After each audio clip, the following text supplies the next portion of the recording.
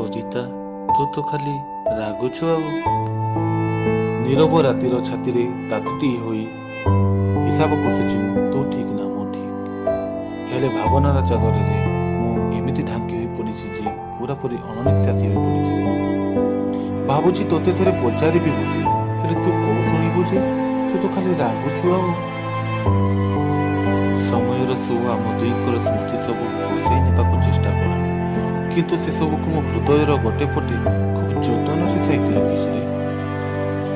ଆଉ କ'ଣ ଭାବୁଛି ଜାଣିଛୁ ନା, ତୋତେ ସେ ସବୁ ସ୍ମୃତିକୁ ଭେଟି ଦେବି, ହେଲେ ତୁ କୋଉ ଗ୍ରହଣ କରିବୁ ଯେ, ତୁ ତ ଖାଲି ରାଗୁଛୁ ଆଉ।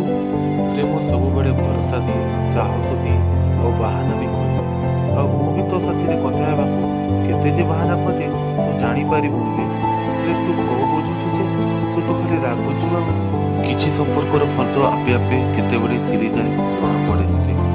ପୁଣି ସେ ସମ୍ପର୍କ ପୋଷ୍ଟା ପରି କେତେବେଳେ ଯୋଡ଼ିଯାଏ ଆପେ ଆପେ ଜଣା ପଡ଼େନି ରେ। ହେଲେ ତ ମଥାରେ ଗୋଟେ କଳା ବିନ୍ଦି ଦେଖିବାକୁ ଭାରି ଇଚ୍ଛା ହେଉଛି ରେ। ହେଲେ ତୋତେ କହିବାକୁ ଡର ଲାଗିଛି, ତୁ ତ ଖାଲି ରାଗୁଛୁ ଆଉ। ଆଉ ଗୋଟେ କଥା ଜାଣିଛୁ, ଜୀବନରେ ଭଲ ପାଇବାକୁ ହେଲେ ପ୍ରଥମେ ନିଜକୁ ଭଲ ପାଇବାକୁ ପଡ଼େ। ଏ ଦୁନିଆରେ ତୋ ଛଡ଼ା ମୋତେ କେହି ଭଲ ଲାଗନ୍ତିନି ରେ, ଏମିତି ନିଜକୁ ବି ନୁହେଁ। ହେଲେ ତୋତେ ଏ ବିଧାତା କେତେ ଭାବିଚିନ୍ତି ଗଢ଼ିଛି ଯେ, ତୁ ତ ଖାଲି ରାଗୁଛୁ ଆଉ।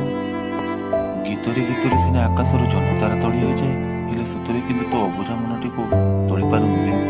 ନା, ତୋ ଅବୁଝା ମନଟିକୁ ମୁଁ ଜମାରୁ ତୋଳି ପାରୁନି ରେ। ବୁଝିପାରୁନି ତୁ ଏତେ ରାଗୁଛୁ କ'ଣ ପାଇଁ? ଖାଲି ଏତିକି ଭାବୁଛି ତୋ ଆଗରୁ ମୋ ବାଟ ସରିଯାନ୍ତାନି, କାରଣ ତୋ ନୀରବତା ମୋ ପାଇଁ ଅସହ୍ୟ।